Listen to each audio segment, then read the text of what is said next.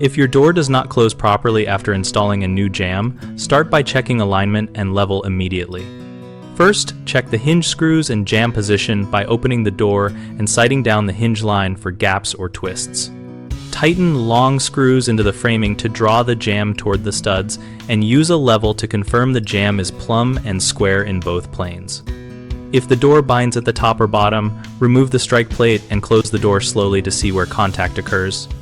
Then mark the high spots on the door edge or jamb and sand those areas lightly with a block and medium grit sandpaper until the door moves freely. If the latch does not engage, adjust the strike plate by loosening its screws, tapping it slightly with a block of wood to reposition, and resecure it while testing the latch engagement. For larger misalignment, chisel the strike mortise deeper or upward in small increments.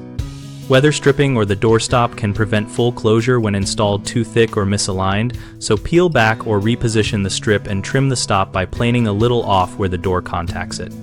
When reinstalling hardware, ensure the hinges are fully seated and that hinge mortises are flush so the hinge leaves do not protrude.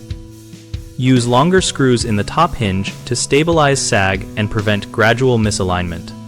Always test the door several times after each small adjustment to avoid removing too much material and to confirm smooth, consistent operation. Common mistakes include assuming paint or finish swelling is the cause when the problem is misaligned hardware, which you can rule out by tightening and adjusting screws first before planing or sanding.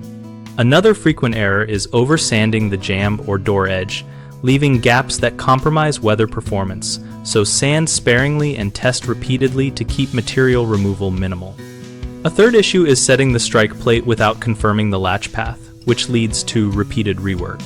Solve this by tracing the exact latch contact, mortising incrementally, and using a file to fine-tune rather than large chiseling.